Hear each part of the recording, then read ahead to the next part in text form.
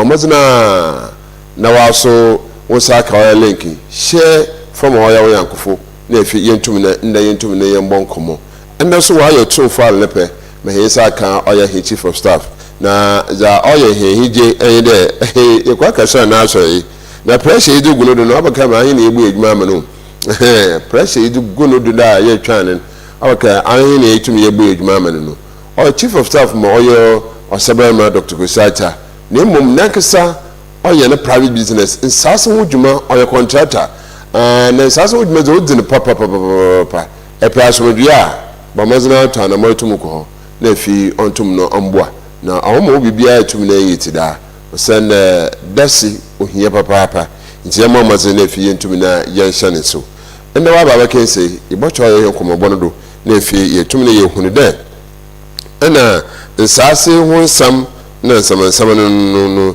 nzama tum tsedan na fi tum na aboa na wo so ne so de ene wo bon koma idiri baby si yeyenenti wa aka akire hin onhezi nkomo acheche nse metum akire ne ekon bia do no olutujumedi so nkoso adama academic class king o senior high school na jumedi otum ozencha ora ncha ankraban no zo ora ncha ankraban pa no ora nto odujuman na so wetum no aja tum do bo mazene fi wetum no wezire mijuman na ne hina na chi no so yirebo sara ebobo no nkomo keta bi but narankasa no before so basan baba wambem pa oye nanim si baba na dwumezin afekura oboye ne fiaze damaso na oye gate sonko atromodo one o sa ma ya academy kraja ke no so yetum ne abono nkomo ketekete but nda yebaka oye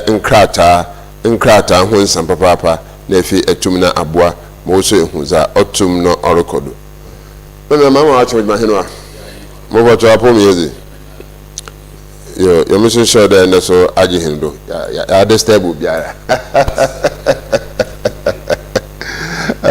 eti dama asamana se anu yebon kompo kakra bi ya sanhinechira jumezini zina woso kebi nti se woso eta na abamaze na fi etum na anya afoforo etum na ache na akwe enyim papa nti ya mama zena fi yentum na yan shane sodam na ya mama zena so yinta na mara abobwa me yetum na ya kwa ohinayim ofibre to biro no za yetum ye oda asumje obutum na aza aba ankeseye yihwe da penda aba beso kwa na etwetwe nkomo pi fa oya nsaso ho oya nsama se bu nkompo na hwechi kakraba ebutum ya kede finfimanto mogwa yeko hinima na wonza na pinyan katikati ne bia yimba ndisi oya himba bemndo wansase nkata document finfimanto ne ka de demensa yansa samni na ose fante funu na façon wo asase mu se e be register ti gwe hapa na finfimanto bi tu asase pa wanda wa invite ufubacho was a be a try so we can help aside for us na was ampa obofu wechi ya kubisi bisi asana wa doing danger odi ya street of land solution operation ampa was to the any one sana mutu ya higher strong person in can okay in can be a try as a pro document while we so that they are wazan no the assassin down asana mutu ya ko register that be where oya so kokra na hazo ni setua ozoboko court yo ya de motion na ma decision was started with the anything I mean the students na aka oya search asasi e ko hwa asasi na me search yimpo na ko aka search ana be tnode mara na etum na me search no so etum na akodo osene asasi no ho hwehwai na no mutu nina ohia ba papa nti na aka chen na awde yitum na ye search asase no na yehunde asase na yitum na yizi hidwuma do oya ya heleza abobwa ofetim na aka biara yitum ba da me obuto obobwa me yitum ya kohirin osana yina yiwa asam kase ibonpo osana afube to biro no za yitum yeye awde yitum da so je ban yimo bi no pi ya hina agende ya pa hina so na yetum ne nam nemom manso ba na odaka skose pinyen etum na ba na so he na yene twen komezi manso de ose onya de papa manso onya de papa kra nti yema mazene fi yentum na yen hyane so na da we music kan no bisa no you carry search ade search wo hin phone na asase no search wo yende medase ebere bi no ekadema sem kire obi oto asase ayo ntase bene de mema igwefo na obi ohwe Costa TV na otenye mebi ase ansa na eboto asase ebokọ bebi asase ne da for wonwa elko wangote menko for nipa ba kwa na ebie meka ho ofren witnesses wo hu da mpa ha na choose the erector na ebusu pain igwa denti ade bia mi use ebusu pain no igwa asase na ye family land kekebe no yes two land they have 100% almost 96% of lands in Cape Coast are family lands owned. Iti se ekwa bushepenu a family land bi aso bushepenu ada no. Ohene ntwa na asase ogwai. Ene mesa aka mu biu. Ohene ntwa na asase e ogwai. Ne mo ohene ye dasefo e wo bushepenu a oto na asase waza mawo individual na e okoton. Ntare kwa de ezikan e fa dasefo bi nka ho. Se ekrumpa oyi amadache asembi ba dem dasefo wotumi didase zama. Na ekona a chere ha na mepe no. Ede bushepenu na eja asase na fini wo no. Otumma surveyor anya obi akeke licensed surveyor owon krate ya wa surveying school anda edo otumnye wokọ na bushepenu ma oyi asase be bia epe no ozema no onyi ma owia ekoma ma bushepenu no sika ana ohen na ekoto ifima ma sika jekrate no na ka kire bushepenu ohen de mejire mpese mko yen hwehwemu wi ansa na ma ba no mebetu sika ebushepenu bi eno obeduma gaje de menta azam de member have you there be I have mra wogana na say the democrat your friend site plan ye paper kitwe bia watch the locality be assassin order municipal assembly assassin oceanase assassin say 1 plot be 0.15 0.18 0.17 0.19 0.21 0.20 0.23 ni na 1 plot depending on the measurement was need na begun kratan we the data so what that to asase no ho na why the mazi na wi na dey call lands commission afina ma ba question ado dam side plan so we yi ma wia for call lands commission yanko be be apart from lands commission because lands commission is institutional Ghana by side plan be no that a TVD we your friend side plan the master see or the abra towards actually locality abra we are called metropolis Cape Coast Metropolitan Assembly region as a central region and no more full details of where the land is located where we want to show actual area now is 0.121 or cheddar here 1 plot now we are no abaso so someone say yeah license surveyor be the writer so we actually Mr. Bossa and Obudai on the license surveyor in Cape Coast we are approved seal they are approved by so acquire searcher when kuna bodiboko when you stamp you sign you fan court into when I call lands commissioner as a search lands commission for just say 1 plotter about you buy 500 Ghana cedis say you pay free to match that baby 400 a search we are after 3 to 4 days search report in ebeba search report na bazi no wodo search report in chere asase ya etwi ebia ne ho no oya abanasa so betwe the land is a state land anu chere de mento say when the watch the land is a state land na pre wan sam kotoza na nya aban na ebetwema so aban so ntumi nyina ntwema so da obeje fisim na say search watch the land is not a state land the land is in the name of ebia ebushia abro ebushopein nizrima na say the membushopein or what right is out on the master asemo it kokko hwe the membushopein no to assassin one ho and your friend search report no then I say yes I ko azago to me say na asem fa the site plan automatically na the bia who box on kase but bu on another demarcation kiti bi so the red mark was bi ba ka je ma assassin kase ni why the way your box on kase na if you are the demarcation small one bi mpo no je rather than question kakra wa check a crime no tum no. Then why the main box no fi what the red paint with that? Okay, emre be say enyima obotum is the boss kitikiti I dey ready afa we. Yeah. Obotum ada say 10 plots. Okay. Obotum ada say 20 plots, even 100 plots. Okay. Awole man ihu. Nse emre bia ekota hweso na ya kire area no. Okay. Top wapa no. What's ya kire area? Okay. We area ni 0.21. 0.21 no o kire dey o ye 1 plot. Okay. In fact, from 0.14, 0.15, I 0.23. Okay. Ni na ya 1 plot. We do one a 90 by 70. Okay. Boy 90 by 60. Boy 90 by 80. Boy 90 by 90. Boy 100 by 80. Boy 100 by 100. Boy 120 by 100.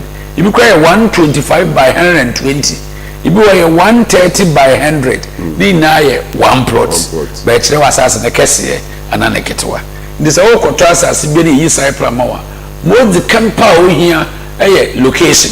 Okay. What they be metropolis? What they basa? The region of which the land falls under.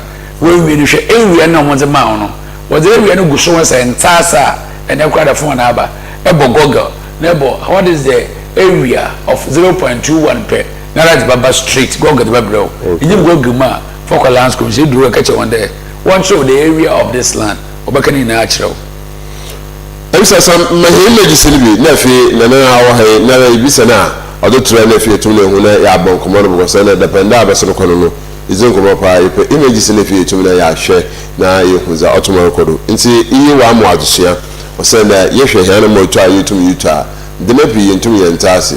But abakwa akato asase no na dame maxi ya atomo na man wadwe na gaga asase fa gaga ye say enyima o de tumi tournament na akohwe peyini bia sabi owo yimizi wo ho anete de bia mse bomada tournament na bra oye kinkwe properties nti ahoze akọhọ a bibiara obotum na aboa na atum na akweyem nefi etum na ya hwe na won foforo baba nti yan fi ho ye fi na ye hwe we ya bazi we su ye area site plan.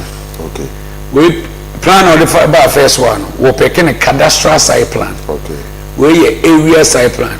The mu create the ikrono wa plan water and country planners. Okay. Into we no town and country planners watch it assassin with the road that to car coin the higher say we area site plan. Na hwe yi ne so ho a ehun na why box bi wo ho. Yeah. Box no chere the exact boundary of which you are buying the land. Okay. It actually boxes no go be most about the red pen etwa ho hia kanko as a rectangular shape bi wo ho. So rectangular shape no so your 4 plots no wom. Or just a nimpa no out of 4 plot of land e them area. It we area site plan. Now we so license we na prepare. It actually show once I see locality here. Tikwe Crew, Metropolis, Cape Coast, region, Central region. Once a acre was 0.81. That means we 4 plots.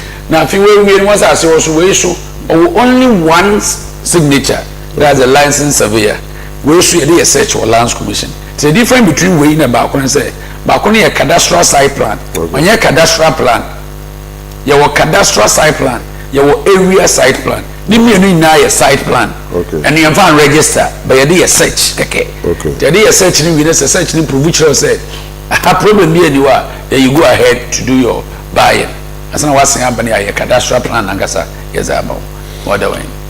I'm saying young conquer another image. Glasses are say yebon komana yihu image na it will also help us. Na fe etumne hu. Ama terms no or used to think terms na also waswa ati when we say hu. Nti emama de yentwa na fe yentum na yensan so pa. Na yehwe we so. We dey a cadastral plan. Okay. When we dikan akohwe asase. We do witness aka ho akohwe. Oni ebuso penedi nkomo se boto. Na akwaje site plan de ka first no. No the site plan na akwa lands commission akwa search ewie. Na ehu da asase ne genuine no. E ho na e bebetu ebuso pen ne ka. No kwenye se ntu e ka wie ya. Itumi yesa plan we. Okay. Plan we na etu e ka wie no. Na ma surveyor one person for private surveyor. note it men kofa ebusuan wo surveyor okay emre bebi ne kofa ebusuan surveyor ze wo yin de ebi ebusuafo nyim de ho no asam ho nti okotre wie bi odutu pilesi na efio eto wie na ekwa na ekofa the same surveyor so onye cadastral na on de kan na nyim de ho no e coordinate na ye adwuma no odutu be change coordinate no or the control far away no why the same details dey go so we na why in cadastral nti a chine bi na asam aba no ebe ebusuafo se me bebi a ekotre no minim mo surveyor no ye ma ho surveyor so tun fa ne court e ho ne bo se court wo de obi se asase na try na ngasa wahi e de krata we ba court for be share license surveyor from regional lands commission there won ko trace the masase oda wa oboko na bi e ko asase na de bia abra e boko na asase na de bia yamwa based on the coordinates plot now that one to we friend cadastral site plan e for license surveyor personally private one no asase na busu pensi pillar o hodo ba wona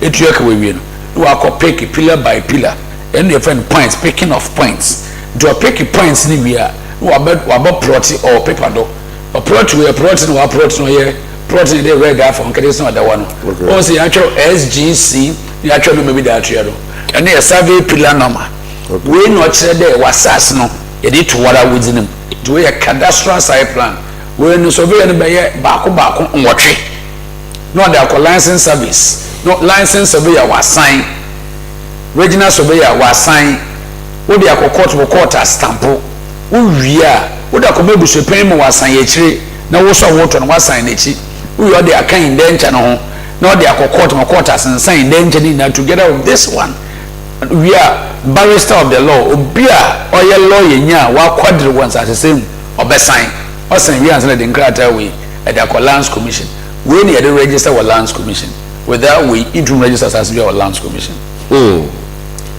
ewa asama we see you are sorry bonopo you will not pay to me nti it's also pay ngen because ehwe kida ko ya demo once as we to motodo almost few percent na yenhwe yi land commission ho ka tani bi ni ana ye osoro no we family land okay we ebusua bi wa asase a wo asase tem okay na pede e register with lands commission ama we ebusua so din we pray mu lands commission okay ama sa return asase ama individual bi a okoye search a lands for tuma atwa the asase we e ebusua we waza okay say ebusua pay bi o hwe TV nde ana ohene bi o hwe TV nde say wa asase de ho na asase na register ya wo friend virgin land asase no nya waza obia tumiton bi na masam ye kan ibe pay wo ya kwa no answer pretu e ho sisi amena o kase je dem wo de den say e wa asase na say register ya bitimi bi o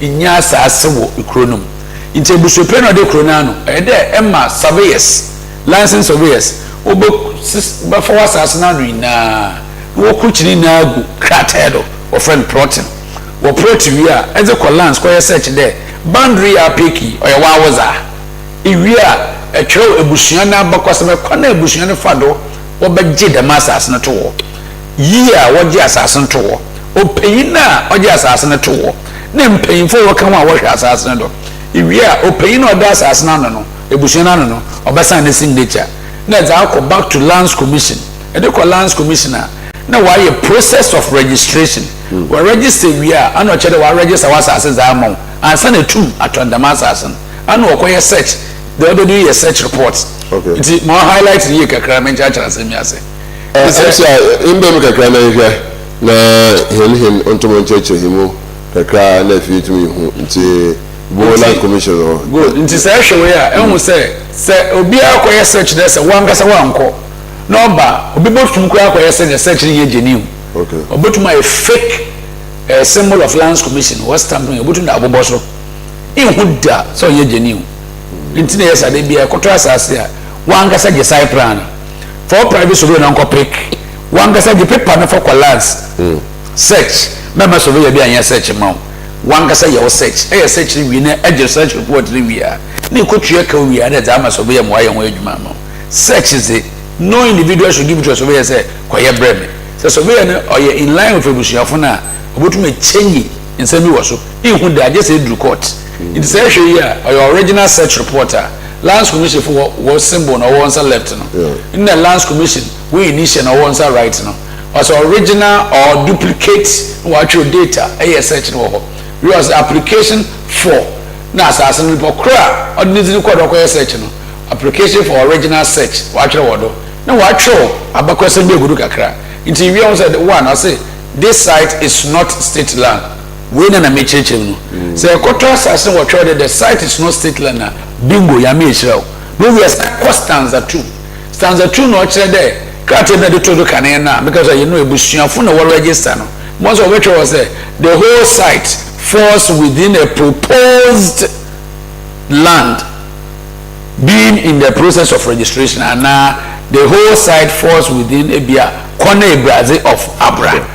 Na say ebusuapen was reason better ya do ho. Na say Brazil ebusuapen of Abra. Ono koto no botu matron the masasi was amount. It has all do your friend search report from Lands Commission. Ma ida ko ya debusi e pepe ni bo se pepe ni bo wa na tere awasan bon papa em say yanko ile na ye hwe document ahora oda ye setumka nsasa ho nsam abaya manso abaya kasakasa na zama pinye kene heje okay we ye emra atwa asase na wi e de hwe busu pen ho na register assassin wo Lands Commission. In fact, register assassin wo Lands Commissioner. Lands for mama akwaje ade friend no. First report our town and country planners. Okay. Your friend town comment. Town comment no be chere assassin na eto no. Ho no wa plot. Town sheet dado. Assassin problem bi ani ho. Na akwa register lands. Register we are of friend building drawing. I saw ya trust as we na correct incident they be Ghana womra before we sit down your building drawing order do we here e fa ha we say be go say why plan of land asase na try fi ebusuapen won na register we no and order why say triangle say minim say the be friend we say trapezium whatever no that's one and no information why in a data box be order disasasi so oyimpa na securasa data na wona so be ye bia wo Ghana ho ye license obeya no offer them data you botuma koche bi asase nda in probably nko futum ba me office wo ba na wasase onyi bi asase nda ana bia papa bi na otoi ba wo wo okọ wo je site plan wo hwe papa na da came nkrata egum said this am nkrata and bal kenkwen properties a ye the data ya be trace akwa koche bi asase nda na afi ya kire wasase na no ibi akoye set ahwede Over patron dam tete no so register na one register so one register there na aboka o but so register is na bingo ibutuma ye ho adwuma na ye wi ne mo say plan order won say right oni na o paper ba ko edwi sa sai plan order trapezium no that's one ono na ya ye drawing e dey good won say right is more won say right o friend no ground floor drawings we ne bia ni pano say ye nsi dan fa man dem masa so pedo be say ni na it is also assassin of the way why 2 separate apartments ma wosro no apartment e bi ode be ma rent ma what na se work akra pigeon na se work no ono one self-contained apartment it actually here baby ade bi say lines 4 I want say right on say bi esi wo no I want a car park area assassin nanyim no why park cars so to achro there we sit down quarter half no do no we sit down kase na nkasa wo 1 full plot no do. It is as I said, about to my almost 2.5 plots. Into 2 plots of the so the apartment no. Na half of which another private land, a dime was no. No why a car park of everyone name. To way a building drawing planner, orchard baby assassin that as a bear was assassin. I know that don't know. And you try to them beside the assassin were them why style why. One more the master assassin also a boiler where the was slanted. About my NG. Another assassin be a resort there. How can I be for to know what's the depend on assassin be assassin way watch here. Assassin be a circle. Yeah. Assassin be a triangle. Assassin be a square. Assassin be a cute. Nti ibia wo na we ya de yero anon fa ho. Okay. Say dem back queen and I come any draftman and architect be o corrector. Obehwe kona be so be sit down this assassin no da mo.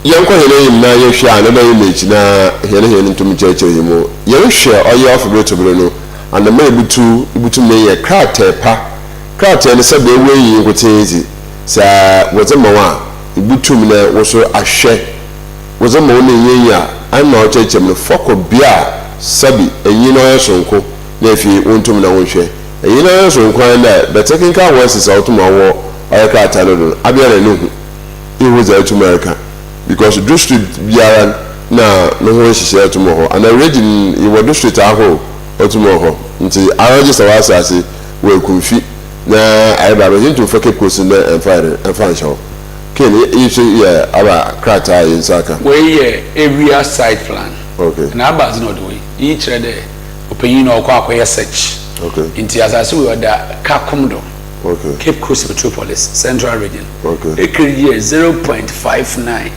the way you can or you almost 3.5 plot and now 4 plots okay no other way so then they listen once we saw a different design yeah a 4 plots so you asase we planning the by town and country planners we are planning into we no ekiri 1 plot go to my almost 120 by 100 ne kese no na but actually that kind of why and trying and what is stamp for is this one or tell the secretary or the lands commission why search or search on the 4th of June 2026 but just why search or watch send no munsam it's when no munsam no begin so that assassin our register okay the other way in do a search report site planner why when you home why other way I say your name another image yeah okay we see a area site plan the na the dey be na a site plan we area site planner obi koto asase or koto jama asase so da Cape Coast block D Kakomodo okay property of social okro koto ni na obewo na fi actual area we so area na 0.46 we almost 2 in fact all 2 plots kanana anka we fence we 2.5 for but na mpempem we am say 2 plots so 2 plots on the way and now I fence 4 plots on the way Esha, baby, what the red pen at the Akikim. A honey de be any pocrono or a top. Apart from that, the Waki Nayaneza. It is actually a town seat on the way. Baby, I want the Rabogu, baby, I want the school down Bessie, baby already why community I say what I say one why a box was getting when one year community no. Sabi, I'm not war town seat we no. No community maybe a family developer that into one for town seats and so. The one because why I said Makranta and Nazungu. Now, if you show when you are in a box, but when it's why a well-laid planner, you could watch it and prepare a car when they didn't prepare you. To issue an area site plan showing a specific plotter will be written. I'm sorry, the mom was enough for me to know. Young talk, kid. Where major yana? Where you crook a sipa. That's where your bubble almost 1,000 acres. You crook a sepa and way a body organ able to my way a town and country planners. Be to me your way. Do a friend area site plan. When as a bush pay no crowd when I'd been 7, I'd been ye juma. Okay. Or when you see, you will bush him. Into a bush pay no, a bia, or bedzia bush pay no. You could not as a virgin land. Osha, or Duntona, on ye planning todo. It was our town and country planners. My town and country planners were planning bibia they who cratelo. It's the Eco Lands Commission copy door. Eco Metropolitan Assembly Croatian Asia copy door. The man's issue here as some court business of a day buama. It way a town seater, Ochre baby in Suda, baby a wire Bruno, a sooner the one. Okay. It is sooner you when you have 5 box to be untold. It's a way allocated for insu. It is a in near coast down or what. I want to go to Butuguno. Actually, I want to use the incident or natural a resource now. The baby who green just say, maybe we locate for school and a hospital and a recreational center. Maybe one yellow so we locate for a specific maybe a obayache or mano and my money tumpon. Now the wire brown in Sasi Butuma to be. It's a way area site planner, Ochre in Krubi, Nessa Satama, Wawo. Tarayan. Well, yeah, yeah. we see a cadastral site plan. Okay. People bring the check first and so check the bushani ko register was as. You know sim. Okay. Some people we or chras as tama ebusuan so ana individual bi wo. Na individual no person or register na body dim so hwe stamp position ya na just wa register wa lands e wo nizinam. The masasi sa awo obi foforo bi on fi ebusuan na nizinin da masasi do. Okotro bia wa abakaw. Asase ni wura na ngasa baba ga asase ne za fi asase ne do. Nti we kire ewia na asase ne da plan ne kese ne wo the map kitwe bi sha de ke bi wo.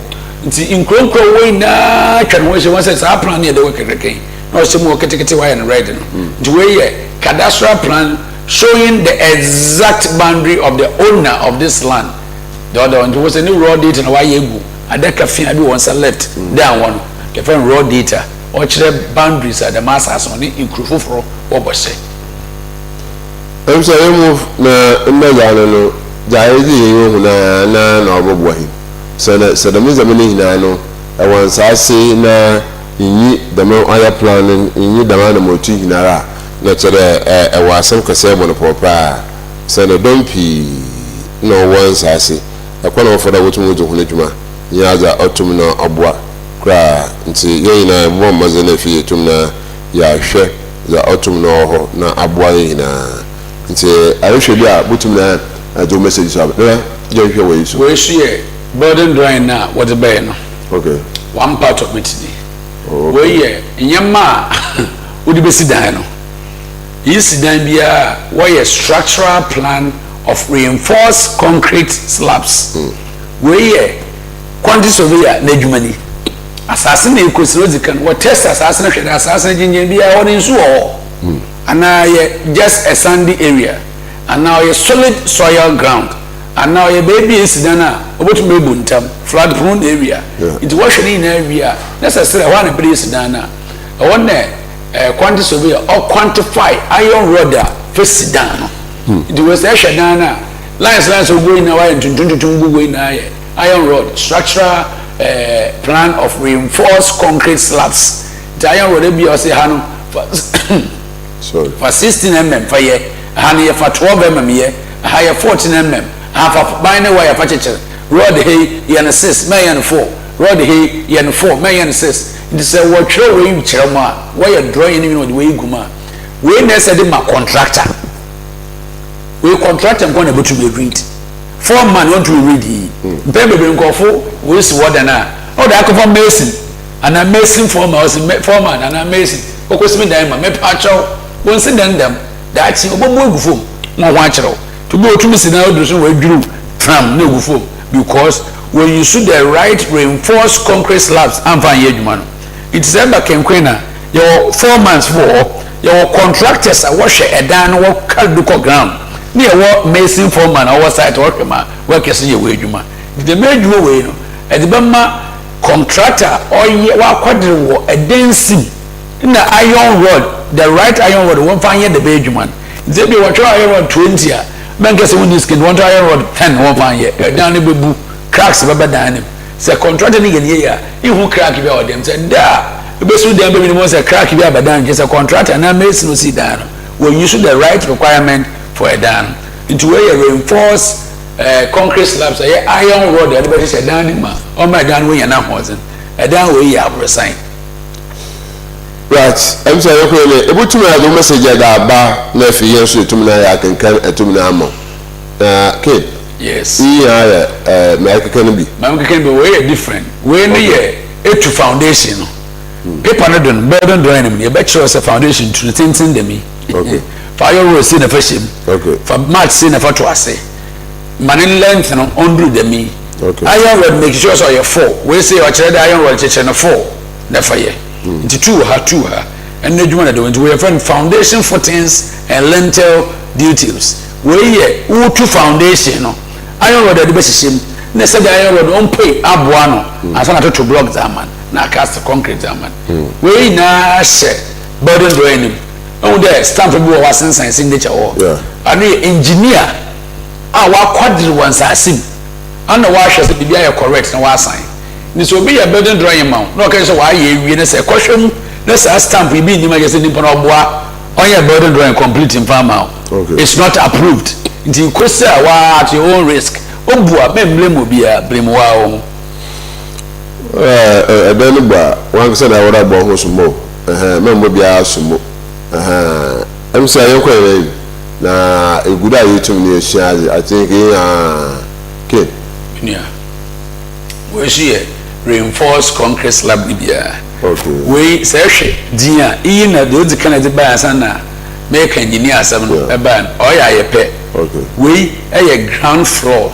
Okay. The ground floor one say ya church will go there you say box to 22 me line be so many the actual circuit be on in ni actually be a wo da yon besi it a dan we I abrosan your trouble be na basa it is we serious sinners and hwe ye baby baby betia crack baby e dan nya hozen ti ya sheda ye take your time ya che baby a besi pillars baby a the pillar 4 bako pillar 6 pillar 8 baby a pillar bako and e bi ya che ni na the kind of slab by the babo aya wo the bako and asem baby as a dan wo baby this all lie it ni na your measurement we no structural plan of reinforced concrete slab ni ya ye wo ho no it a dan na your foundation no no why road work ni aye o ma ogu no right I'm saying baba you show your papers no wo na ya ansa na mbe ma ye tumle ya bent bo maza hin se ka document pi nya na otumo wo no na yes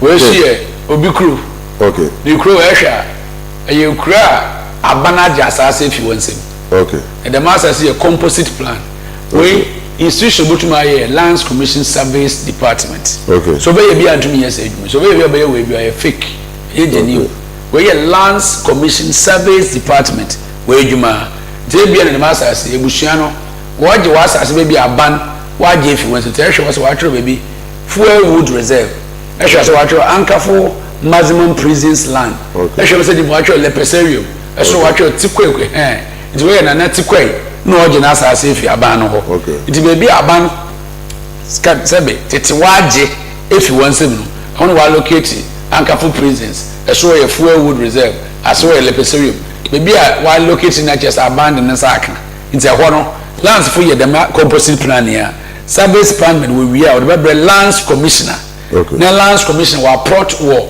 lands search room wa plot wo we are afi wo ba kire be be ebotum woje mama baby o into phone say go no go area it baby a won acreage a wa hye pepepe wodo into we your composite plan a ebushia bi woje wa asase efi abana waje asase efi wonsem so you ko na you share papers no yeah good we see area site plan okay we see chese ebushia no se bebuso pe no wa so na adwene ye adwuma okay we tum wakom we kruchi na asasini na zegu inkratedo we town and country fu no woye no we na wa submit am lands commission tell we why boss nkete na ehwo ni na ye you chrono na asasina no ma wo so ni na kan chrono won ntan wan fa box sengu no I just say so wo no ebusuan so na ne boss no e sa won so wo kono koye won so layout you know what share paper this eba kepusa e bon say ifi town eba de babra be fabra kopoik akum de street wa plan in gronkro ngofo sisi wodan we say ayi kro bebi aka akwanda bebi ayo school or hospital or police station ni na wa allocate ibi no the way okay so your area site plan iyi na ekwa kotobia box nketekese no won ani bi we be ya ma ato bebi a one plan no ekotwa is at your own risk that we are plan bebi na wana be say zongo ihu bebi amfa no bebi amfa ka amfa eno ho asame yego yere mzia we see burden drawing there dey can wasana ibi ani we see reinforced concrete na there was no a gate face wall na no in bebi a owoza rise contain be che asasan nyemo wa asasan na say ye ho adwuma hwe na ye ho adwuma yi na fidi owasen so kire asasan level na nyemo wo ho a ereya iron road papa ya se de hye wa ban so yi a daachi ni na bedwira akofo na be sink akofo nti bo se den bi wa ese wie na o sink akofo na say asia no nsuta ho it is a say test ni na sana am the correct type of iron rod na matter what better say and so the adan esido it is ayen ye pe adan be sink to we na can burden drawing no all right I'm saying okay the same iron rod who man here come someone make come was no be any we beams obade the dan so be a storyboard no baby I said the iron rod the session we friend beam okay beam ma de beto soro beam ma de beto injichemu ni nyane ya locate one the sectional view no one side right no again once engineer assign one so che the issue wa approve into two e dey call down him you call your name we see a roofing say that you shanzo e dan na esi ewie no yeah etuma aye nyema ya chacho ni ewie no e kwan be koso a e be roof dan no ona wa ye no ho no that's not the offer ni hu a we hu ni ye no ayi na ewo the technical eye of friend roofing sheet it dan no say roof ya magata mra ha ma magata nko ha ni ye gable ha ni ye flat ani aye ho no it was a iron long span iron sheet it dan we men ko facilitate short to frame go so men fan chance dan na ye short to frame go so also for roofing section no for long span roofing sheet na for ye do so ya kire mu wo e dan na irisin the type of roof na say you use na dey ye dan ko am sia we ya dan na ye kire section ground floor section no we your friend right and left elevation of a dan in sabenkum do then say nyimfa do say gina wa say dey say ehwe no fa we your storyboard no to do ebien na we no ne foundation na ye ka ho asem no eno ho dan no si wona wa ye bibia wi a wa che bibia windows baba bibia door da bibia roof sheet no wo the elevation bibia gina say gina benkum do say dey ehwe na say gina nyimfa do so a e kona dey ehwe no fa we so has been approved by an engineer competent engineer. Dan ko am sia we see a front view say e kwadan ni ma e kwa na be hu dan na afa no so front view no na ase wo so ye ni back view no what say engineer approve it sa building drawing we no e complete ti see say dey be hu dan na afa okay to say I drawing ni so that go engineer approve and say what why building drawing no e come people say we almost 12 and 13 e be chere dan plan be order e dan no say dey be see dan na afa the next page iron rods be elevations front view back view side view left view a church in area the next page iron rods be issue the next page ceiling fans be issue the next page wire be issue dan the next page assassin texture ho assassin na ye papa nso be church in the next page ho interpretation na be church in one side the last page no ya kire approval na say ya clear into we na engineer ye we na area na for that municipal assembly na akwaje permit na the permit na to no ya kwa bi e be hu permit no wo die enkodo right am say ko ene ya ohia da ebutum le okay we na down windows na be use down mo windows and doors into we ya panel doors na be use down mo man koto door fufuru bi apart from panel door na nkofan enega na fodo ya China fodo ya be na say Chinese door dey sheshe na no be dan bi o wa ya fa Chinese door nshim the Chinese door nshim ma bo say on check bi do na there's a load no wash no why enforce doesn't emwa yes man force Chinese door no function for panel door for ye you no ho odin ti dua papa na say beam papa no what the door nshim e ba so windows we watch that glass window na fa sheshim say na dan so is the now building drawing ni mo we sure it's been approved by engineer. MC moving. You in turn mara de biara no za yikita za awa hino ho ana mai tu wa ye sa so ana mai tu wa ye da ni sihun ebo mazele fi yetu ya mu wotu mo zo mo pam so na bilipi bilim kwana wa fada wotu mo ye ho hye wa ya da mun na ye pewie sa atafa or a House of Chiefs, Central Regional House of Chiefs. It will opposite gate main entrance name pepper opposite. About some issue to tell block with iron rods. Ni na cream. Obu go from. Until we ask ourselves this oban damn sabi. Binimit me. Until ya ba ya horse no buto obesi. Until them can out tomorrow can know. Your mama zile fi ginsi abutan. Adani siyeze nemom sa yetum na esi abotar pa abobo ahen na fi yetum ye hu bibiara aboto baa si na ya asomje na buto mirika na fi odo hawo tomo zaba aye heze wes adan Mbabe nso chira yin there although you no more of years na I start on maintenance but it was only na 1 year no I start on maintenance 2 years na then I pay aba na won to wamba okay where your permit acquired from municipal assembly okay where your criteria emna to assassin na aye no pepesi na wie eda lands commission I register wie na the copy wo side plan copy and indenture ni copy that can wo burden drawing na ho na finally I submit that to metropolitan assembly we dey call Cape Coast metropolitan assembly e dey kwa we chere there municipal assembly no auditum da wo dan osia say dan we wo efutu Cape Coast ni police na wadi blue na dey twem okay ina afi application number na oguwan inte de biara ebi abana ye na adwene da medani obobu atwegun atwe democrat edipo ya abana betu yoka obobu dan se ni democrat ya abana obobu dan o ye da obasa obunu huri odueta parliament ke kwese mo say mempe asem ko efutu odi fa mempe asem ko de fa tikwe kro ebu kro eko kofor edi fo ko entra no kosima kosi atrankwa eliko pay elmina edi fo say nyimfa efutu ya kwa ano ansapetu edi fo efutu mampon edi be fa eminsa no semew edi ko pay keyi na edi kwa akopem commander wo besi airport wo afi the airport wo besi yakwa scale na ewi ya can report from town and country lands commission so report number report wo better de bia and then 1 2 3 akosi 100 or permits from the municipal assembly that mean into me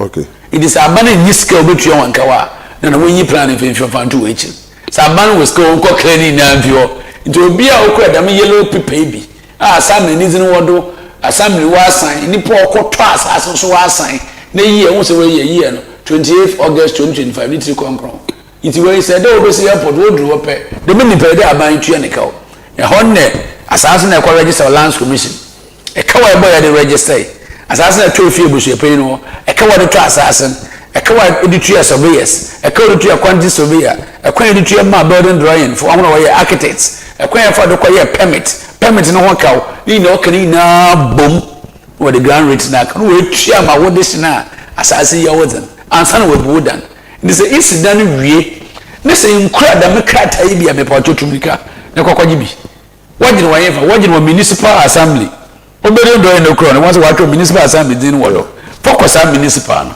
na ka chere peda age permit jaje kwa municipal assembly ba hwe dan na since we na fi na ibese obehwe ni we to the neka was amon was a kind man we are na etua se dan wodo dadawa ibetua panati eda kaka no since dan wodo kra za intua panati bia na fi wa modam application for me a feel we are why permit na we you achara be 1 month 2 weeks if you are 3 weeks if you are 2 weeks depend on then I say asase na do what about mount we a permit municipal assembly zama when your friend the asasa municipal assembly jitum dawo eka man no ne ho bi dinko we are once I see the document okro na useless keni to oba na bitum na agi anade isi wi atuma akaje ebien na atuma ye alright ne mama wo me na say ese wi na ekwaje de betu ya panati but see wi na ajiza there's no penalty I'm not alright I'm saying ko name na okay me company okay the office no bo yama ye na na oguan achaba the secretary paying all horror okay I see it's right ejuma ye na sasa ye ton bushia for once I say and then ACC mankofo we are into me na better one we are into investment and properties it say was asase na pese etona edeba ye ton ma okay ato asase so ni hu bebi oda ba e be hu adwuma mo okay e penkrata sema ye site plan indenture cadastral e ko register ana burden drawing so dey be ready am ya cho bi adan no wo e ba ni na e be cha cho ni na tujumeze yezi wo your office wo yen secretary pay no odi nkomo de ho o checho de ye na ho be so be yin steam be draftman we na ogua e ba ye mo yujumeze yezi wo yen right yeah it's a here record or King Queen or properties and investment it's one na my king or tomorrow church to me try you know say yeah plan be na de kire me na But you as by almost 2.5 plots. Yeah. And then those one. It is the only one side right here, not in a private house. That's why in a garage or down as would about the car boko. No, the only one side left here, Bresana way, sir, or by apartments. Okay. To be able to make us apartment, door so papa, this one. The ones who scapa, them plan at the chair, they dine this way. FFL. The way now your friend burden drawing, where 3D design. A dan as I be seeing someone, ya someone that needs your cruching action. The whatever choosing. Yeah, you read Diana, mobile no the way a burden drawing. Yeah, 3D design of the burden. You know, we want to do some women check. Was assassin in alcohol. But as we want the papa, may could be our can I say, we are getting eight. Now, anchor to die in Punas, so I will like to tell people.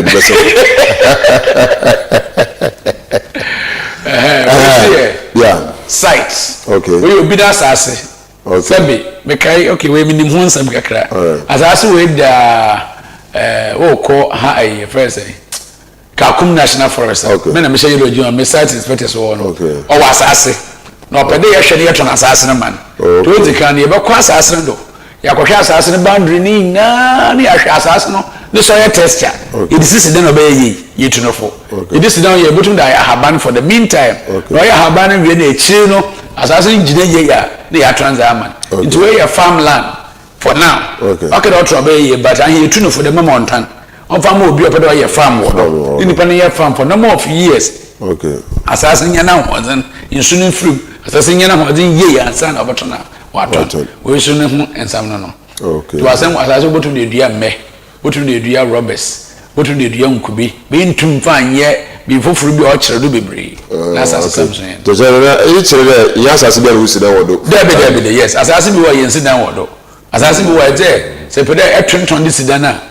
As I say, what do you have banner for no more years? Until we meet for the only a me in Kubi was in the assassin in Suka Crow.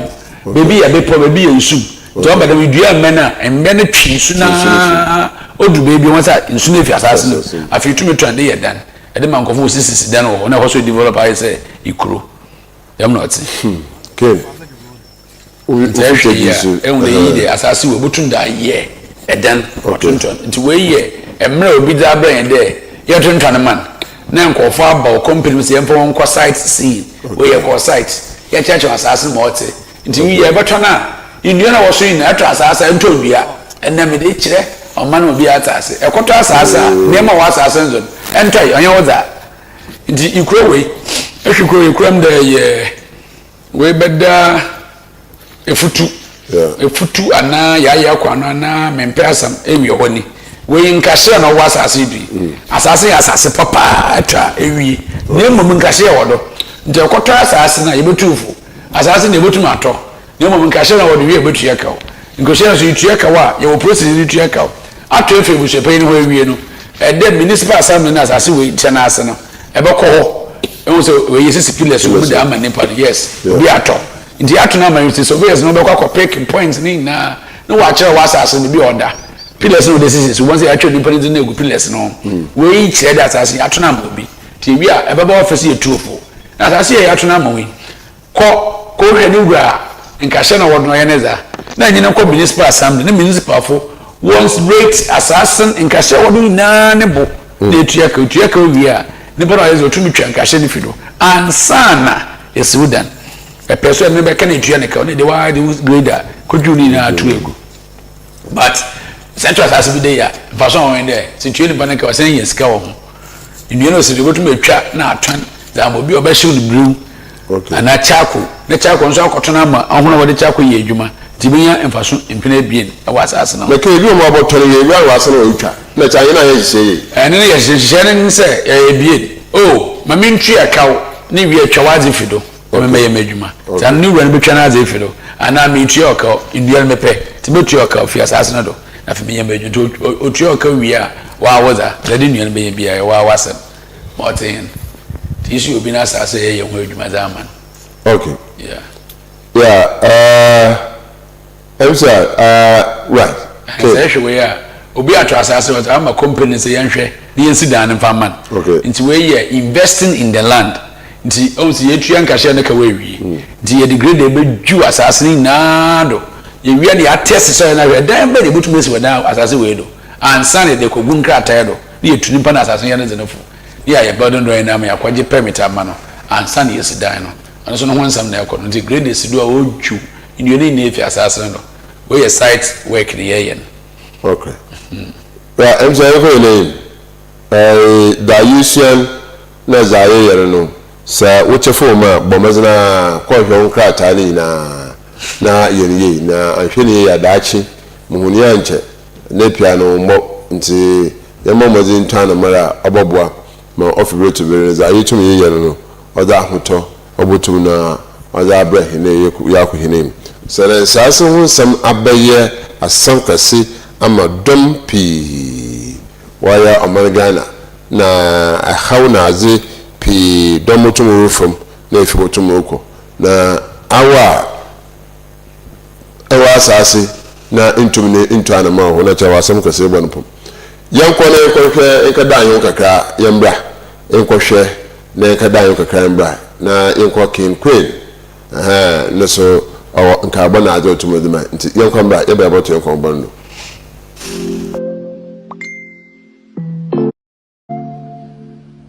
Welcome to King Queen Properties and Investments Limited, your trusted partner in land sale, property investment, and apartment rentals right here in Cape Coast. Whether you are searching for the perfect plot of land, a modern apartment, or investment opportunities that secure your future, King Queen delivers with integrity and excellence. We don't just sell properties, we build dreams. Our expert team provide building drawings and architectural designs tailored to your vision. Choosing King Queen Properties and Investments Limited means choosing reliability, professionalism, and a future built on solid ground.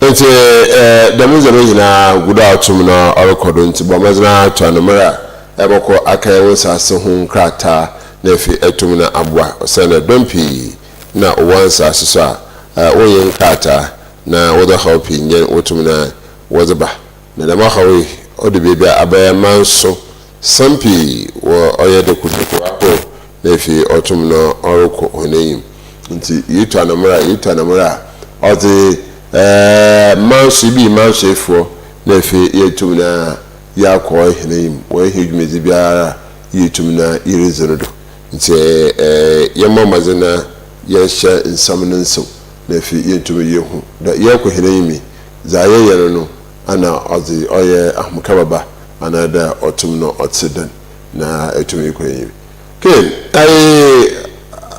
permit ibutum akade oye final destination na wosaka permit ara na chebibia yi ho ibi bana apra the hobby mawa o permit na robutum na wajo nkwa ya wo permit ne wo land title ne wo indenture okay three different things I see. Indenture your contractor our individual na eto asase no enye ebusuan na eto asase for we pay no aye okay anu anka hu wachire da ato asase keke efi ebusuan pay no ene ya indenture okay ne wo land title aye indenture wa ebusuan pay na aye indenture no wasensan ye wieza ama ho no na za kwa lands commission na service for bet lands commission for register asase na ama we wie no and your friend there was land title certificate. They say a was as or your water was if you wish him. Obi into me give him. And obi into me a court a him for what we give you and land title. Now for your was there friend building permit said they came. Building permit in your land title and assassin I call register we no. There's a my wood draftman architect. No creature would dream a damn crap easy was assassin. O creature in there was our friend land document and a burden drawing burden drawing na dey call metropolitan assembly krono ana asase no oshanase na wa register zamo wa register dem wa o mo aza o friend permit ni bi cho na yellow paper bi no sa permit no anu na o che dey asase aye ho nkrataa a esidan na dan no e land permit wo so and municipal assembly recognize Ghana men say there a citizen of Ghana we Japadi wo Ghana into them document no burden permit no anu no kire there e wa Japadi the ban bi anase individual mpe there o butugwa e do o tuoka by calculating everything that you have incurred on that burden and then we tuoka into your indenture your land title near your burden drawing permit the me ba say a individual be at property wa Ghana ha to make sure there will be say nyibia enye Japadi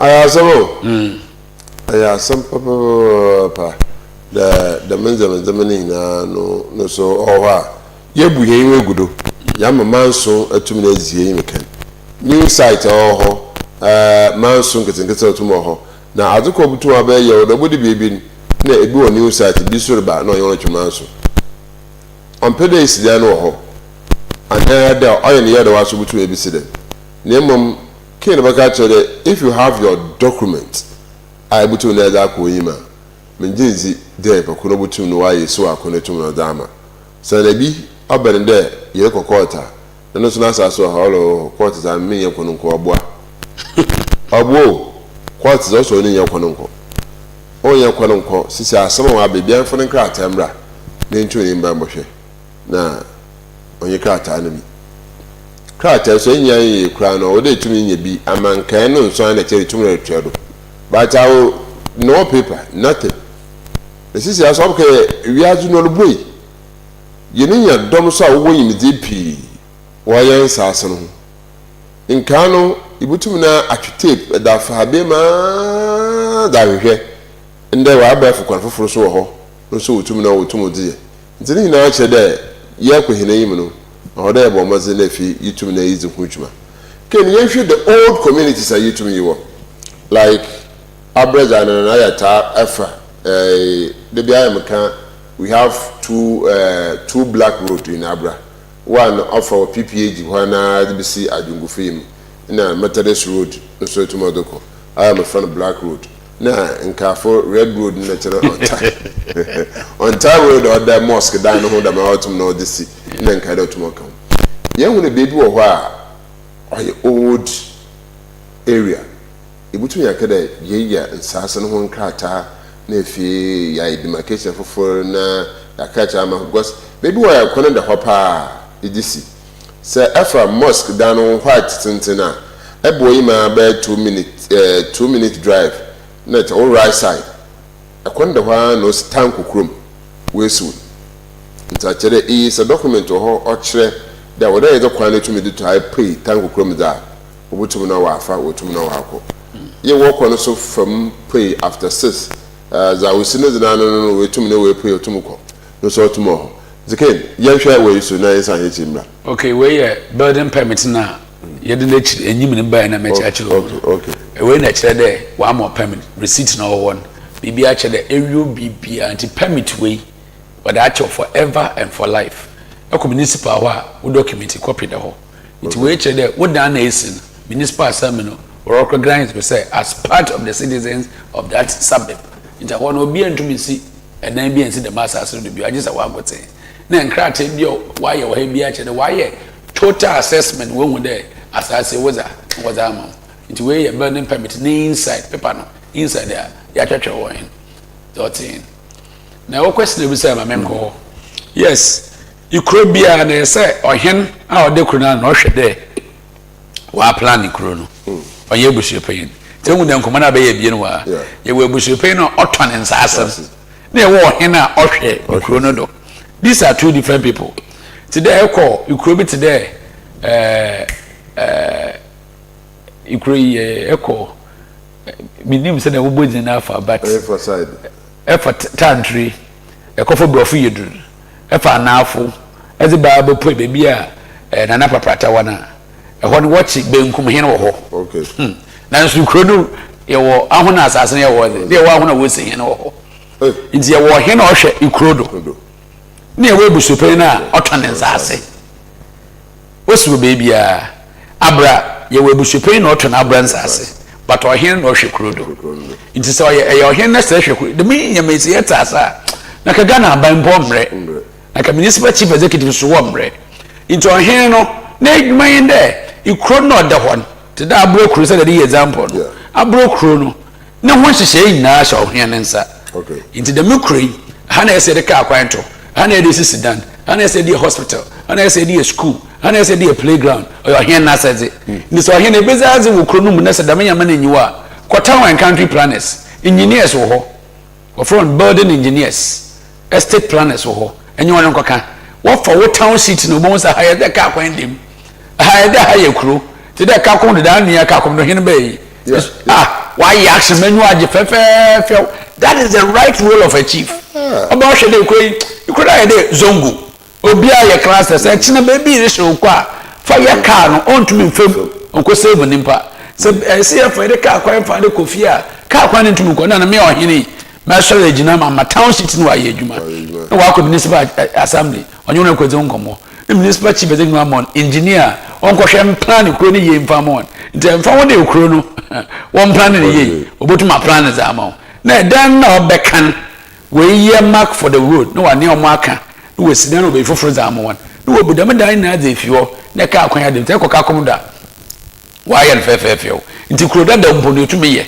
na ɛnɛ so nimbo yɛ aba de yɛ resettlement area ni ye se de yɛ abra ɛde abra hen ana ɔhema no ɔnyɛ busupre no wɔdwene ho no wɔkɔ municipal assembly na ɔnyɛ wɔn kaka ebie mpo na there is already an approved road a ɔdema nkɔfo sisi dan de sisi na mkwan no wɔdza ɔbɛyɛ na ɔnyɛ municipal ne kan municipal bɛta ase na wɔbɛyi mark ɛdan na wɔyɛ akɔnsider wɔ sisi kwan mekwan no ntumi nkɔ no wɔbudam dan na ato egu na wɔde kaa kwan atotum fɛfɛɛfɛ me kuro nso wɔ nyane no munyam sonko wɔfa na tam wɔ efra ma ɔda wɔyɛ na bo ya kakomune hin zina na ama me waji na ya mesro sro mesro ande yare hin aya na kofiebu abe na mapi because first pa no kakomodo aloko ibu po esuro posuban no ho edetimede san hon na etuma etwokwana atomato nti demo tomorrow kanu no awda ahemfo ye ho afamezi but obodo bi so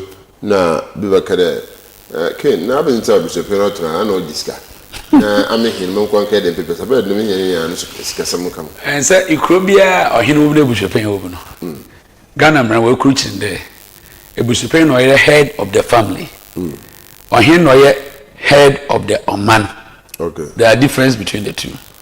Inti bishop ne zen de ebusua nankasa de sidom na wachi ahemfo film no ana oda wa no but omanezi ye wo ebusunya ahodo be nsia enum nson ibi kura bo 13 order omanim nti ye wa abazefo wo ebusunya ye friends e konafo wo ebusunya twidamfo wo ebusunya obiara ebusunya wo omanim a ohene da wa no be ebusupen na sazen de so wo retona asasa otona asasa ni wi a ofro ohen ofro ba payin ofro ebusunya de sidom no na wa cheskere wo bi ansa aka na ze wo de be yempuntu oda yempuntu bo hen so na asaze de o hwe de kro no asodwe wom ikro no ka kwan dem ikro no wanya nsu ikro no wanya light ikro no be odi refuse up bogu ito hen bia wo dwumeze ozi sonko no ebusupen bia wo dwumeze ozi it o mo bi won to comfort da wo comfort na se man so de won dem o hen na kire de on no trans as ebusupen so kire so beton asase na fi man so na aso no won was aba traditional council the yes fefefeo wantewa olo original house wantewa da court na fi court abo ma asombiaba plan order do tete indenture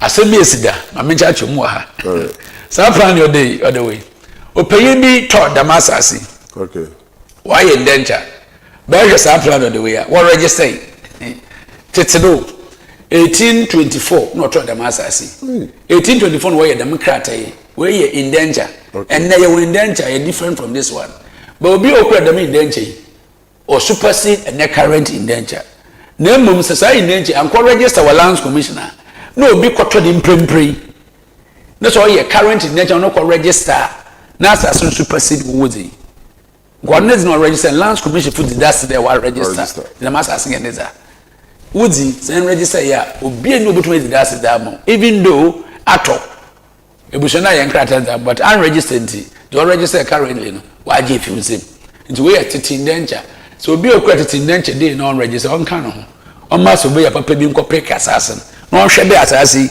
wa register one register ya quickly ma wanya new document wodo na kokko register asan why too late za ma owegwa ohwegoro ohwempefudo na wase ozire medjuma na wanye ne de na mmemme chechim na ebi wa kedo obutum otu anamoro ho ani ntino otumo ntse Abraham ida papa da waso itum na ehwe na ahyen nkran de na adusia otum na owo no otum na oreche ma foforo so hu se tum na ka you but try there oyimbe emiza na oyimbi kura yankopon oyine nto anche yeda ma anche oyina isusu mu amene mmiri bi aka ho yede bia na obutum na wa baha nti dako bi wo ho so anche boko na aso na ina aka tena o na aso na fi tum ni yezi nkoma afa another issue bi ho because on dey say aka how to test your land bo asaso ko kisi dan wodo nkisi dan wodara na da asan foforo tuma da ba on check asase kid you sure you watch lease yeah, this is lease. Yeah. We should indenture.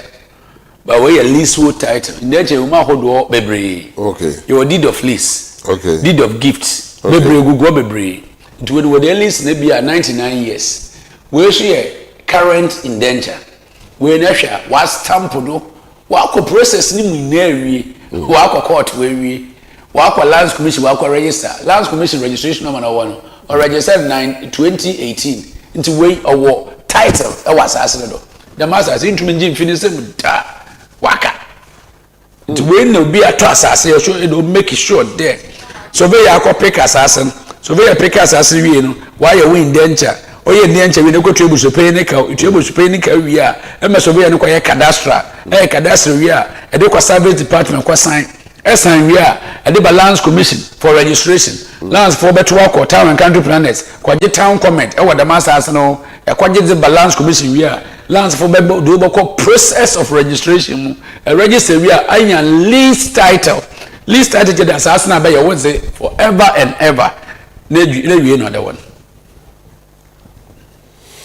I see na we no other one I can't imagine how an expertise development in humanity social and economical so let's hold him in high esteem. God bless you, Nana. Abraham Yati. Kind of so the baby and in terms of high elbow. First, couldn't change in Alba. But so the baby said no high elbow. But in an hour and a half from the or 2 minutes the bois. And see when you and Ben or tomorrow church in Abraham. Also, cooperation of our father was so 2 minutes here in the baby man. And so, message I and to me that come to me that my young there was a honey. And see that. Woso Ka Bi to my share for link the family bi ma won ntum na won hye na afie ontum na ontum kwaye embe soro ko papa nti aka kuma babi e ma hinu modo na eguda youtube na emsia sa if you were oya nkrata ni so ha ebutin na ye bi so oya na oya nkomobo ho a ewia na yekisi oya self projector billions of the cities one kajiska obi aho from his own pocket ultimately oya academic KRAH again nti emsi abasa na ahwehwe adam gate no na finish but wonwe but pray to surprise na yeye nti de oya busumye yomia obobo ya no na mpanyinfo a ken watu nsafa ho no doso papa a wotum na worba adam medmedu sonkwe ebi woya depende ya depende ba shas na boko no kosa tv kwa kafe bibia life yetum na ya bro na waya adoson osana momo bo school si bi nchirawa St. Augustine's College one school gate anya ba na esi a all student wotum osi Rosie Girls High School one school gate ankraban another all student wotum osi yako aya Ghana National one school gate anya ankraban a abaya na all student no wotum osi at this school the same thing na yako Agri Memorial is in between Cape and Abrasibu Kwamankasi. Agri Memorial is much of the Mrs. Mobu Crane. Zen there. All students no we see Agri Memorial. School gate down the secure ho open up to gate him. All students would to P na no so ko school baby na we wa ko hyepo no we na abedin nche project na ole no one fa anko ankama oye no school oye all student or na ko student ho na so ole ye ho na o si be mewo biara awora wo so tuma ama senchede ye ko hwe na aye school gates ena na ansa na bi hunu wo mistakes mdin kan posti na obisa no mesoro kin bi na ore no say o student academy ana oh Lord have mercy me ye o student academy yeah na no koro da wende mesumo guaman okay na ma ko school medrechi ya me adom kakra mtum de tedua no hwe be ye na memba okay na many so ade hunu se ma betene gwa na me gwayi za de me buo me gwai otumponi yi na asam kro de hopai na mra metro asaso wa abra academy school gate na nyimo no ngufo bebre ka se tiem de ma koto a school wa asase na nam de me yo hini nti na ma koto school wa asase ibi mkwa de mekwa ya kodu tb3 de me drew Joy News in fact na me wra ho daily graphics kwa publicity meeting na me hu bona amaye na me yensase wo adwuma me hyeda peke asase na me twan me try me peke mko ye search me hu ze asase ye gin ko tuya kawo me ko town country me ko ye me papers town resettlement area me ba lands be register as an major permit when the sata na mredo na fi de wen ko funa hye ma horoba na wo kan fa no ye ma yero ho ti me simi den ho wie me ye restaurant and pub me ye first second properties wo no na me hwe abentin me boaboa injirima na be bia ma mete me ma ho so develop the street ni na me the light be go street nim ni ni achukwa no wo hye ma horoba so no as part of my social responsibility as a contractor and an architect and obi a makwado was as a same na dance mu no ade na memfa academy school gate memfa menye school not modern facelift memfa ma wan mehwe Kumasi academia ojana na do first class school mehwe KRAH academia ojana na do first class school na so Cape Coast no educational hub hani yes ye ko school ye school nzamba o certificate Cape Coast na school no so san ye asorso wo school Anglican asor me ma hin so Anglican ni na damza na me fa dem kwan yi do me fa nso me ma yen na me fa nso me man na me nti school na nyim na ma so bia metene ho so ntew na afi nkofo so wo kansem de twum no da mam den bebru wo se da na de ma betena yi obi aba hu de bia meten onye academy school za na mbom asem bi ntra it is a me hu ya me sheda tena se de bi me yi 427 million scan here 4.27 billion na me dey see ultra modern facelift gate gate ni no obey sonko from other gates or Cape Coast here school Cape Coast Cape Coast schools ni ana wo gate security post nko na o bibia anka ho bio mede no my security post my PT executive's office na my headmaster's office na masen aye ornamental grass fe de egu enyim na nature na masen aye workers my light ultra modern wa meda bo enyim na mamma light etwa ho ina ehia am obi a obetwam ho na dadu obi a obetwam obi na oduro no hu school na o say yes this is a private this is government this is senior high school one or ye me pede business badado okay I the same the man hin din about na as school na wonfa you may as a social responsibility not for show but to make the school unique among the schools in Cape Coast. So that's minister I didn't want to yes I did no 27th of this month no be so yes 27th 10 o'clock Coastal TV say to my mom pa Coastal TV ye kwa ka father ni here life to me that ba and the same thing year before and after internal ho the mom wa shock until your footage your ho or before na after na chere he designs no and to me that to do and the same thing na ken what to say ya alcohol you cry ye hu na ye ku hireyin papa ye ku hireyin and sir where you see your different thing okay because the last year Anglican Archbishop of Central and Western region no okay from there abenti bi sidan was asado na me chen na me dan no ni was asado o call lance o go for drone o ba pick it down pass o do na onyim o pick you mo da madam me dan ni akede masasado no Anglican so from family yonko okay o pe ma sempa to this year mra headmaster me got trans in paying for Anglican no can person me gate in the morning if I know how doubt because of the ekum imrebi so me within 2 months business one missing 2 months maybe wa ka tuna bro we finishing by Thursday me boy no one Anglicans of paying and there na saza mame boa me the school to me in yanum school no war girls and boys or a miss school but girls no work room na bus the one few the one ba na pa no you know assign the one call the risk involved into opede me ye dormitory be the school no na me say na chemo de me ntumi ye mfa nche but oboboa me kakra aba mwa wo mama asase na me nsi ma wan wo G2 nti we ye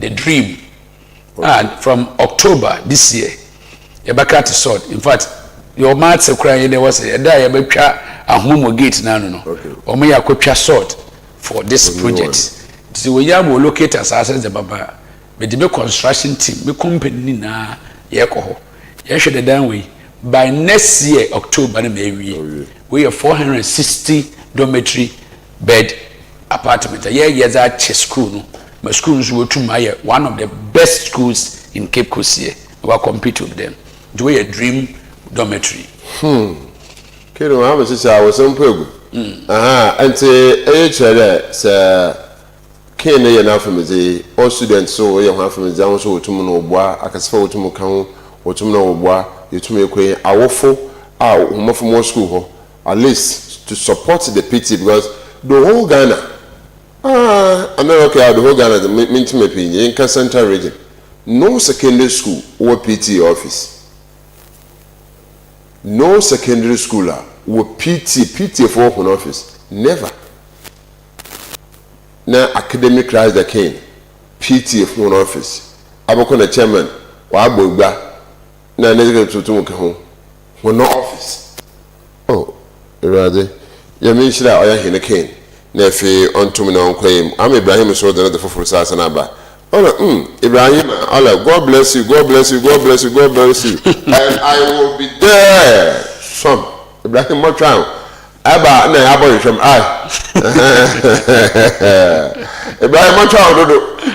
Ro about to because e bokon tem e kweki sijan. Kina la ndam tem ni wo bebire ko alukọ bentan yin ni case. Na yan kesaji bebi adi be botofo mbia na mpeyefo baba kansa ihe mo bonkomo na efi etum na ye hu da botum ya kodo. But since you are here now, you do concern, Sabi can some yim hoshin. And the home on actual. And pay for cancer was in Yima. It's out down. Now, can I do also to Modusma, but in say before phone. The back was Mammy Marco Aquato. Because if your school gate now to Modoka, it was big gutter. I can't ask us, so I said, oh, you're smart star being a guy. Let's say. So that as boy I was around people in media but the image of the school king good out tomorrow say a big gata pa but moko en me ntwa bibia my di ada mami jom ne ngumenyi wase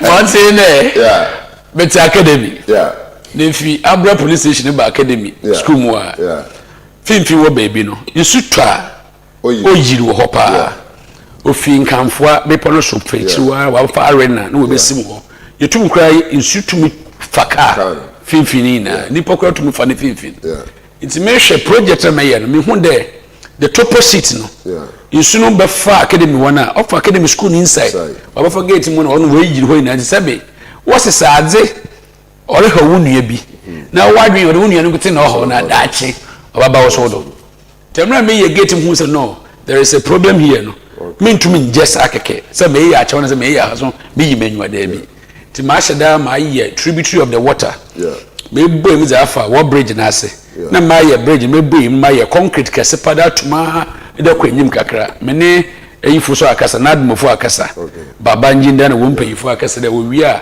wonfa grade amra me ametua diesel ne ka ye tu gati ma aje kupo ya kada be yi Abra police station na chiwa ma gata kese wo da wo po mizaya okwa akobakemu nsusu tu mefro ntine mu no na PT executive be hum de gata na nche na medan na chiri wo asase kekre bi de ho na teachers no bebe na ati krom na woba ibi kwa ye post we fi kuma se akra na woba ibi rent then okay wonya baby nti bi kwa ebre nti obeya anka echi wo keke wa kese meya membo won na memfanye apartment ne teacher fo wonya wa betrim won mba kwa agreement a ye beche so no problem nti ebo mo se gata kese na ma ye ne nchen no meya apartment wa ase ne ye 5 rooms chema wa self contains are 5 o kwa sa 3 na ma check me da ma school no ne teacher fo so watra ho otuma asum school no Intanya kwa kwanza. Aze ya no.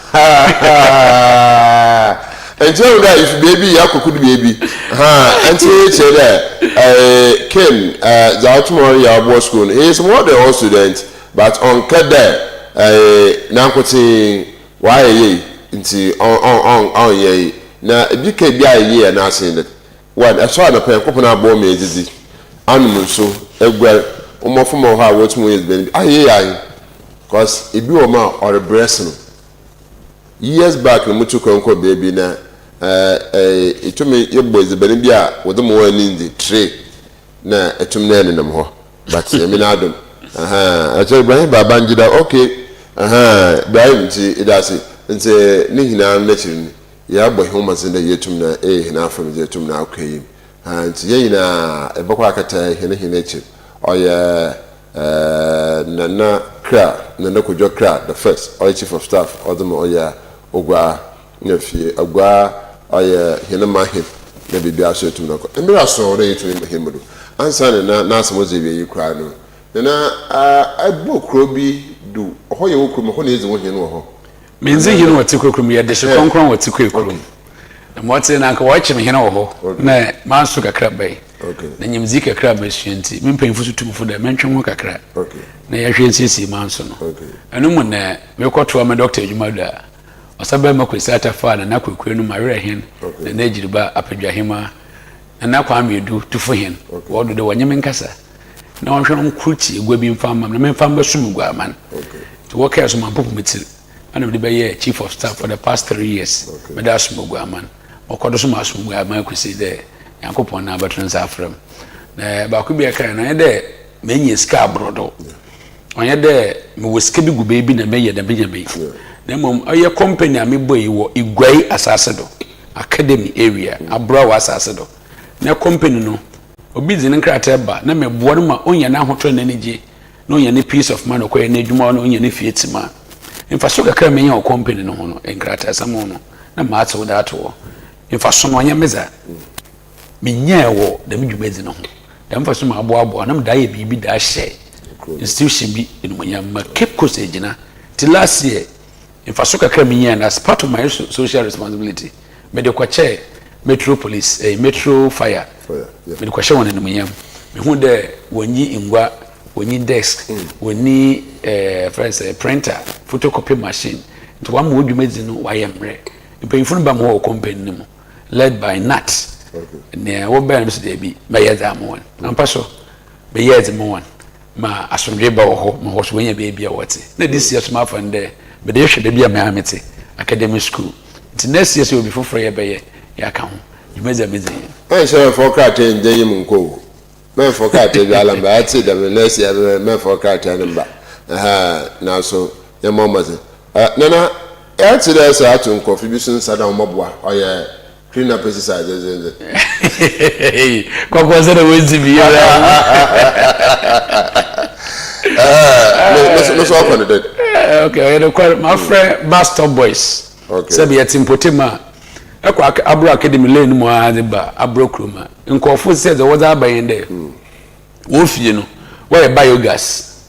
What the pipe out to biogas no ma da abatu main gate mu. Na biogas said wo ko ya nan so wiya. Insuma oba flashing okugu biogas ni ma na biogas na adan no normal water no dey gugu garden so ma garden bo se garden mu aye black na once na tuntun sisido ma za ye in there bo se car kwan no hono so no e wa na ye mmesiafo yi water dey ziban nti ziban na water no dem tuntun na mo ya okosisi garden mu insumi ahon na wose nkosi nkofo we ziban do no ze yereba ozeba Cape Coast na mehwe moroko ya obaha wadwen da meza ameme mpotemeze ne mutuma ya inde mepe institution where general clean up exercise na no na collaboration na wa hwe be clean da mpotem na amam na as part of oguafe to afashe yet the to fiance me gwai wate okroje and I'm for them ne ba stop boys by baako na we start fi me Mary Academy won twitwu gat no yi ka kwan ho fi bia wo bia de te we to egu kwan wona won yi na nfi wa mopoi abra krom na some responsibility me ya ma o man na ma betre me yen anta me ye da general criminal precise no you know kwa ka obia wo de obia so ka ho bi obia so obaka ho bi and ebaka chen na he edwuma do so time so on kan chen baba eba akoba da ze tuma akodo because I see no nda bebe yinam no wo sade to yuma sabo yi kire yiwa nti ya mama ze na fi mbe no so sa yina ye bokko hembra so na de ayo student wa school Augustus me action kwa ba ko KSS ko basi the better pay up for it action kwa Ibrahim I tell like a somebody Ibrahim uja bo akafa sempi aba na ge ko boni ya disi na bi chen pe be bi na fi ame yo metia Ibrahim payfu hinna enkan lands commissioner town and country planners Mr. Ejekum Mr. Penkra Wefiako, ya honorable mayor, George Sasata. Na ya manhen na your suburban Dr. Kwisata Otodebien. Na o manhema na ekuwa abochi the seas. Na na nakokwenu apiska hen, Maria hen. Na nejirba apedwa hema na amoyo hema. Na female mewura tufu hen na nakwa medo to dunsia. Na mahemfa meswan na wonso wo ma medumeza mizi moguaman oyefew ya registrar Lilian Jebi wa jando make Queen restaurant opeyin oda anu a ona aso no hwem ofie na obidum bi into auto ozikan na fi guaman hin na nimpayifo wo guaina nkan Costa TV so wo kopɛ kokwanza na waze ba wo de tata na academy headmaster nimpayifo do ne the whole Cape Coast nimpayifo a yare somo na ma Cape Coast wegina yi me da wana ase ne mo mekodo maso no guai megui wegina yi de guai gina yi a yi na so ya fa mezi megui wetu ponsonko me da wana ase pa Elga na naso ase na KOJO KRAH Ozikan oil chief of staff odema oya hinama hin osabama Dr. Kwisata na bebe wo bia won kodo yakopon nshiro papa yakopon nshiro na mo wimzi mombor eje Solomon nezero na nazimba waya hona adwen na wo ma so juntu mbano no ahwana won twemi ka no mpagwa hu ebe boku ekuduru nkuduru and the person that was abomaze na fitum na ahwe etiza otomoro kodo no asemi anyi ho a aya asam dadaw antina sabi mpeyfo nkate nkwa na de chawo sana okanachi osana abaye na mapi wo ya de chim no nti bomaze na za wo saken oso chama foforo na wontum no wontai na bibia so ontum no onwe pe metima na family ho tujuma oye eje ohwa cameras na MCR do brother and shop papa da boy man krata no msam ni na not mo ba da ma ka chawo no e besan ya fa ebe foforo no ana ye kona aso ye ho a na ya kwa akohwe say tesa sasa ibisa ne ya tesa sasa abaso no ka kire na krata no so ayitum yikita no na za ayitum dirije mendi sabi menyisika echi na nka fa awere ho mbefi sentina ene weka kire menyisika mde sidant na wa kada yin fa dam no anada wa chaw da sidan dam kwane du asinyisika enti ababafum ebuye na che rusa sana awere ho aba nti menyisika no aya nka kanka na baka chaw de adan wo yan kanka danazi wo yan kanka na butu no akwanyi nti ebada na asaba papa da na oden ba be mo otore bien otum no ozaba ma so madam ho ase da mo bede mbiara ya hemforo kasa na sabi na akumatu so aba akumatu so na mbaza na wada hwe kona butum na sisinza megi nda wa makana hindi sam nimo obaka dwuma okiteni sem na anamoro tumodutu otumozo bo na zamba na so boko na so yiwo na oye youth nkoti mbebu ni pi na wotum na woye dwuma onti de bia no emiketu pi nya na otumo ho yere kwa yere ba ni hina manfu woye ye nkoti Ibrahim Babanjira yakopon shoro Woso tum na ahwe lezi na chi papa yakopon shop papa ana na pay mama omone tei omone hwa meje so nyima hirwa business o ma bi na mtara bye bye.